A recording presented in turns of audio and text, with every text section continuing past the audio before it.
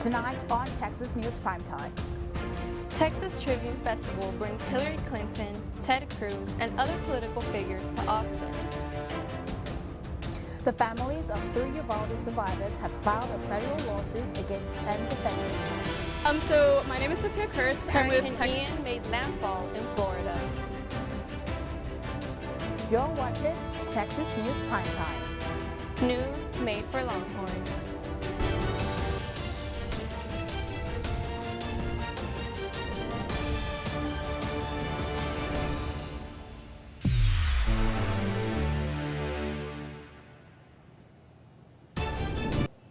Good evening and welcome to Texas News Primetime for Monday, September 26th. I am Enyola Lunge. And I'm Michelle Tamayo. Thank you for joining us tonight. Breaking news. Japan warns residents to take shelter as North Korea launches missile. The missile flew over Japan and landed in the Pacific Ocean and is the latest launch in a series of test fires. Hurricane Ian first made landfall in Florida on Wednesday as a Category 4 hurricane and later hit South Carolina as a Category 1. The storm left many in the region without power and has taken over 40 lives across the U.S. and Cuba. The President and First Lady plan to visit affected areas this week. The Cockrell School of Engineering has renamed the Department of Electrical and Computer Engineering after alumnus Sanjay Chandra. Chandra received his degree in Electrical and Computer Engineering in 1987 and has also served on the school's advisory board. The families of 3 Uvalde survivors have filed a federal lawsuit against 10 defendants, including the school district, the city, the principal, a gun manufacturer, and others. According to the lawsuits, each of the 10 defendants contributed to the tragedy in some way. The City of Austin is granting $20 million worth of community contracts to 14 nonprofits. This is to help residents who will be displaced by the new public transportation measures. Nefertiti Jackman, Austin's Community Displacement Prevention Officer, stated, quote, "We look to these awards as effective investments to stabilize vulnerable residents," end quote. The nonprofits will aim to provide stability to the lives of those affected by the city's transportation plans. Still on the housing situation in Austin and with midterms coming up, TMP Sophia Kurtz asked Beto O'Rourke about his plans to resolve Austin's housing crisis. So my name is Sophia Kurtz. I'm with Texas News Primetime at UT Austin, Texas Student Television. So as I'm sure you're aware, there's a huge housing crisis in Austin, some of which the burden is placed onto UT students who can't find affordable housing. Do you have a plan in place to address this issue? We absolutely need more housing, not just here in Austin, but throughout the state. We need more affordable housing, and we need to bring down property taxes that are pricing so many Texans out of the homes that they're already in, especially all too often in historical neighborhoods, black and brown Texans who for generations have built the success, the culture, and the character of these neighborhoods. As governor, I want to use every tool at my disposal, including tax credit financing, to ensure that we have the capital to build more affordable housing. I want to work with the City Council and the Mayor right here in Austin, Texas, on innovations and solutions that they come up with.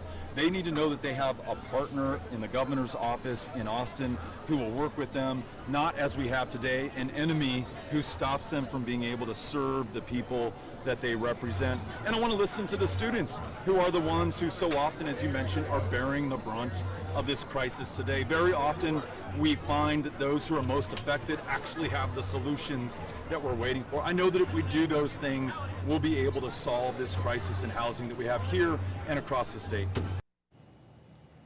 In September, UT received a grant of around $8 million from the Cancer Prevention and Research Institute of Texas. Half the grant went to recruiting one professor, Koo Lung Soo, an expert in pharmacology and biological physics from the University of Virginia.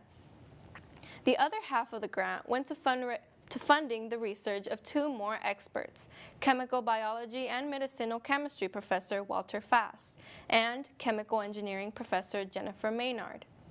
Each researcher receiving a portion of the grant will work in different areas of developing a cure for cancers, including creating antibodies, developing pharmaceutical drugs, and studying the structure of cancerous cells to better understand them. At least 125 people were killed in Indonesia Saturday night as police used tear gas to disperse fans rushing the field following a soccer match. FIFA and various human rights organizations condemned the use of tear gas. Overcapacity also exacerbated the issue, with the stadium's capacity at 38,000, but having close to 42,000 in attendance. An in-depth investigation of the incidents is still ongoing. The Austin Cosmopolitan Rotary Club and Texas Department of Family and Protective Services teamed up on Saturday, October 1st to hold an adoption event. The event allowed adults cleared by DFPS and children in the foster care to interact in a safe space filled with activities, music, and more. These events had previously been on pause due to the pandemic, but are now resuming. An affordable housing project named Industry Soma will feature 23 new townhomes in South Austin. This project is scheduled to be completed in the fall of 2023 and are made to house working families of 3 or 4. Prices of these homes will range between the mid and upper 200,000s. The homes will be built on an empty lot, making sure no displacement occurs. Industry ATX received $3 million in grants in order to neutralize the prices of the townhomes. Country music legend Willie Nelson performed at the Moon Tower Saloon in South Austin yesterday as part of the gubernatorial candidate Beto O'Rourke's Vote 'Em Out rally. The namesake of this rally comes in reference to incumbent candidate Greg Abbott. Nelson joined O'Rourke in a similar campaign amidst his senatorial race in 2018 against Ted Cruz. Nelson politically endorsed O'Rourke in his 2018 run with a history of endorsing candidates representing a range of political parties. At the recently held Outstanding Young Texas Exes Award ceremony, 2020 awardee Melanie Weber presented the Texas Exes with a UT flag that flew on an unmanned orbital test flight to the International Space Station. As team lead for the crew and cargo accommodation team at Boeing, Weber said she was surprised UT's flag was not originally on the list of universities whose flag would be placed on the aircraft going to space. I also have a certificate of authenticity, and I'd like to read this to all of you now. This University of Texas Longhorn flag, tracking number 237011.3, flew to the International Space Station aboard Boeing CST-100 Starliner during Orbital Flight Test 2.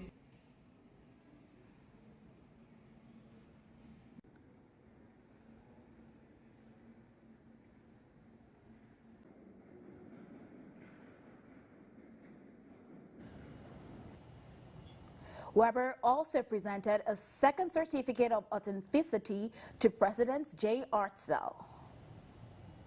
Texas Attorney General Ken Paxton fled his home last Monday to avoid being served a subpoena, according to an affidavit filed in federal court in Austin. Paxton is being sued by abortion support funds and a Texas abortion provider. The group wants the court to declare Texas's trigger law, which bans abortion, unconstitutional on First Amendment grounds. Paxton responded on Twitter saying he left because of concerns for his family's safety. Later that day, Paxton asked the court to quash the subpoena and seal the documents relating to it. These documents contain the Attorney General's home address, which his lawyers argued was, quote, reckless and irresponsible, end quote. The judge later granted Paxton's request. A few days ago, the Texas Tribune Festival located in Austin featured star politicians such as Hillary Clinton and Ted Cruz. TMP reporter Logan DeBell reported on what occurred at the festival. Nonprofit and nonpartisan. That's the message of the Texas Tribune Festival, which brought some of the biggest names in media and politics to Austin last weekend. With over 120 sessions focusing on the upcoming midterms, public policy, the future of the parties, and our republic, the festival featured America's biggest political heavyweights. Each session kicked off with a message encouraging respect from one person we can all agree with. These are polarized times, so please be respectful. Headlining speeches at the Paramount Theater came from all sides. There were Texans, including Senator Ted Cruz. I promise you Joe Biden is not running. And gubernatorial candidate Beto O'Rourke. Plus national figures like California Governor Gavin Newsom, outgoing Wyoming Congresswoman Liz Cheney, and former Secretary of State Hillary Clinton. Motivate women to stand up and fight for their rights by voting. Many found excitement and purpose in attending the festival. I'm here because democracy is on the line. I have a teenage son, probably not much younger than you, and I'm fighting for his future. Plus, UT students attended, including this group from the university's student government, who had the chance to snap a photo with Secretary Clinton. We'll hear more directly from them about issues that are directly affecting us as Texans and student lives. Plus, even yours truly had the chance to snap photos with some big names. In polarizing times when ordinary citizens feel small, the Texas Tribune Festival continues to bring Washington right here to we the people. For Good Morning Longhorns, I'm Logan Dubel. Coming up, we'll be bringing you up to date in the world of business, and we'll tell you what is going on in STEM news. Stay tuned and we'll be right back.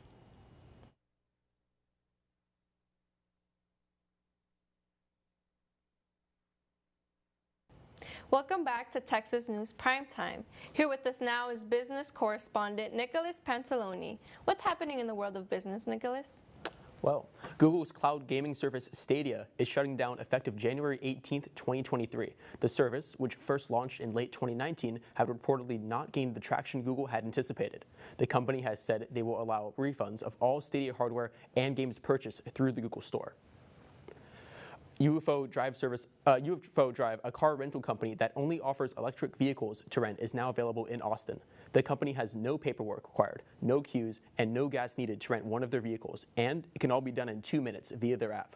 UFO aims to leave customers with a positive experience with electric cars and encourage people to look into sustainability when it comes to transportation. The Texas Workforce Commission's latest report states that the jobless rate in the Austin area has decreased to 3%. This 3% represents a little over 40,000 unemployed residents in Travis and its surrounding counties. The job growth rate is at 5.3%, and Austin has remained as, quote, the top performing metro for job growth in the United States, end quote. The ride-sharing service Lyft is now offering an autonomous way to ride. Starting Thursday, customers will now have the choice to get a ride from one of their autonomous vehicles for the same price as a regular ride. The autonomous service will only be offered during daytime hours, and vehicles will be occupied by 2 safety operators during the ride. Lyft has not stated when they plan to remove the operators, but they have been testing fully autonomous riders without customers since May. Thank you so much, Nick, for coming on to tell us about business.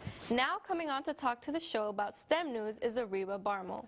What's going on in terms of STEM, Ariba? On September 29th, the FDA approved Relievrio, a new treatment for ALS. While the drug is not a cure, clinical trials showed a slower rate of disease progression and prolonged overall survival. The viral Ice Bucket Challenge, which raised $115 million, made it possible. The funds not only went into the development and trial of the new drug, but also 130 research projects and the development of 40 potential treatments. Researchers from UT Austin are teaming up with Primary Healthcare to provide early suicide intervention after a 2018 study found that 40% of LGBTQ young adults in Central Texas think about suicide at least once a week. In partnership with the Center for Health Empowerment and the Kind Clinic, the Reach Out and Connect project would work with participants who have experienced suicidal ideation. For individuals who are interested in being part of the project, they would have to go to either the Kind Clinic or to the Center for Health Empowerment for an appointment. And at that appointment, they would be screened for suicidal ideation. And if they're experiencing suicidal ideation, then they'll be connected to the project.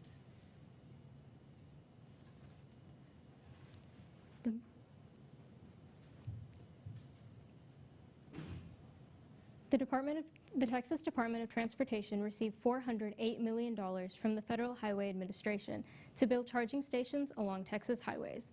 The first year of the plan calls for more than 50 new locations along major interstates between Houston, Dallas, Austin, San Antonio, and El Paso. Over the next 5 years, the plan calls for at least one charger in each of the state's 254 counties. The recently passed Inflation Reduction Act provided the funding as part of a plan to limit greenhouse gas emissions and reduce reliance on fossil fuels. Thank you, Ariba. Up next is Tommy Yarish with sports. We'll catch you right after this break. Stay tuned. It's Tommy Yarish. How are you doing, Tommy? I'm doing good. Thanks for having me. Yeah, so Tommy, after a heartbreaking loss last week, what'd you see from the Longhorns this week that rewrote their wrongs from a week ago? Yeah, certainly. This week, definitely a big win to bounce back over West Virginia. Let's take a look at the highlights, actually, from Austin just last week heading into Saturday. Longhorns looking to bounce back, as you mentioned, against Texas Tech, the loss last week, and the offense going to get things rolling early. First drive, Hudson Card hangs on through a tough hit there, and he finds Xavier Worthy off the double move in the end zone from 15 yards out. 7-0 Texas to start. They're going to keep it going on the offensive side of the ball. This time, it's Worthy throwing the ball. He launches it to a wide-open Jatavion Sanders on a double pass. 14-0 Texas through the first quarter.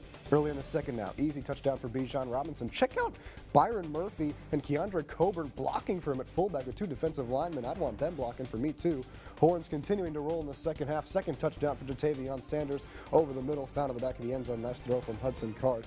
Now here's the play of the day, folks. Hudson Card gets pressured. He's going to escape and fire this one deep into double coverage. Ball is tipped, and somehow Xavier Worthy comes down with it on the tip drill grab. His second receiving touchdown of the night from 44 yards away. Just amazing stuff from the sophomore. Texas leads at 35-7. Start of the fourth now, it's a quick 1-yard touchdown for West Virginia. Tony Mathis punches it in. That chips away at the Texas lead. And after a Bert Auburn field goal, they score again. It's a 4-yard Justin Johnson run this time. Now it's 38-20. And here come the Mountaineers on the onside kick. And boy, does this raise the eyebrow a little bit for Texas fans. Xavier Worthy just muffs it right there. Thankfully, though, Keelan Robinson falls on top of it for Texas, and disaster is avoided there. And somehow the Longhorns come up with that one. Texas holds on to win 38-20. They move to 3-2 heading into Red River Week as the Longhorns head to the Cotton Bowl to face off against the Oklahoma Sooners. They're both unranked for the first time since 1998. So certainly setting up for a good weekend in Dallas. That is a crazy game. So let me ask you again, what did you see from the Longhorns this week that rewrote their wrongs from a week ago? Yeah, absolutely. I think the biggest improvement we saw was in Hudson Card's play. He went 21 for 27 through the air for 303 yards and 3 touchdowns. One of the best games for him so far in a Texas uniform, without a doubt. And he's come through when they've needed him to as of late, with Quinn Ewers being sidelined the past couple of weeks. I also really like seeing Xavier Worthy have a big game. He's had a bit of a dormant year so far, and this was sort of the breakthrough game to really get his confidence up. And it couldn't have come at a better time with OU on the horizon. We all saw how he did last year against Oklahoma. Lastly, I thought the defense played an excellent first half, but they sort of let off the gas a little bit in the second half. Maybe that's being exhausted from last week in Lubbock. They were out there for 100 plays, but nonetheless, that's something that definitely needs to be a point of emphasis heading into this Saturday for Pete Kwiatkowski and that defense. Speaking of this Saturday, we have the biggest game of the year. What has to happen for Texas to beat OU? Yeah, certainly. I think the short answer is a lot. But taking a look at this game, it's a year where Oklahoma isn't as talented and well-rehearsed, well-coached as they've been in years past. Now, Brent Venables is a great coach, but as we saw with Steve Sarkisian in year one, it takes time. You could say the same thing about Texas coming into this game this year. The first key is going to have to be solid quarterback play. Whether it's Quinn Ewers or Hudson Card again, they need to make sure that guys like Xavier Worthy and Jatavion Sanders have big games and get into the end zone early and often. I think the second and most important key for this game is great play on defense. We saw an absolute collapse last year once Caleb Williams entered the game for Oklahoma, and that simply can't happen again. Tackling and finishing off good pressure has been an issue for the Longhorns this season. They're going to need to execute on both of those fronts if they want to limit the Sooners' offense. Thank you so much, Tommy, for coming on for Press Box on Primetime. Coming up next is entertainment with Kevin Bosker.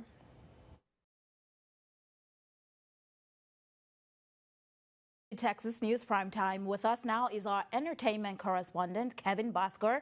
Welcome on, Kevin. How you doing? I am doing great. It is great to be on tonight.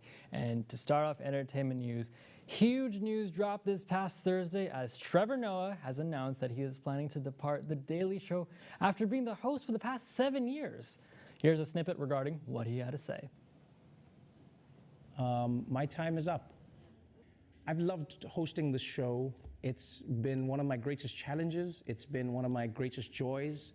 But after 7 years, I feel like it's time, you know. I spent 2 years in my apartment, not on the road. You know, stand-up was done.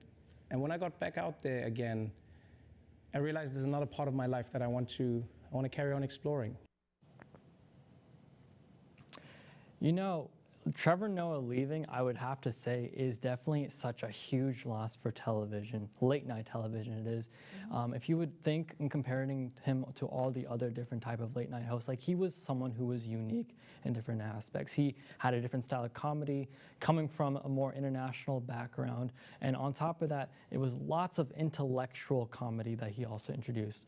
For instance, in comparison to a lot of different comedians out there, I would definitely say that some people are just funny, but he would figure out a way to just make people laugh through just smartness, so through wisdom. And on top of that, man, I love his accents. Like earlier today, as a matter of fact, he basically did a Chris Rock accent, like imitating Darth Vader, and that was just hilarious to watch. And on top of that, there's a lot of different things about how he's such a good person in terms of advocating on social issues. And there's so many things on top of that. Filling Jon Stewart's shoes after the show left was one of the biggest things I would definitely say. He did a great job in doing so. Personally, I'm not exactly sure who is going to replace his shoes, but it's going to be very interesting to see how the future will go on in terms of that, and he will definitely be missed in late night television. Yeah, I can hear that you really will be missing him. It sounds like you almost want to cry that he's no longer going to be on TV. Oh, you should have seen me like the day. No, I had a friend of mine who sent me like the actual like text of like him like leaving, and yeah, I was distraught. But next up on entertainment, we have Don't Worry, Darling. And the film, I will tell you, has been in the news for all sorts of reasons. And Anila, have you actually gotten the chance to like view the film? No, I haven't. And I know I'm going to get some hate for this, but I'm not exactly a Harry Styles fan. Oh, come on, Anila. Like he just came here. You just literally performed for a week here. Okay, well, there's been a lot of buzz before the film even released. I mean, there's been the Olivia Wilde and Harry Styles relationship, like whole different thing. The feud between Florence Pugh and Olivia Wilde. Harry Styles like spitting on Chris Pine at the premiere. I mean, so much has been going on in this whole drama of sorts. But personally, the domestic film got $19.2 million in the box office, first overall. However, the movie review itself was not so great. I mean, Rotten Tomatoes gave it a 36. That's a 36. That's poor. And I mean, issues can include Olivia Wilde's poor directing, muddled script, theme, slow pace, Harry Styles' performance. But the positive is Florence Pugh's performance. So I would say the movie, we'll check out the movie. We'll see how it goes. Thank you very much, Kevin, for coming on. And as always, you can follow Texas News Primetime and TSTV News on social media just by searching. Also, take us with you on the go by subscribing to our podcast available on Spotify, Apple Podcasts, and Google Podcasts. From all of us at TSTV News, thank you for starting your week with us this evening. Now, go out and change your world.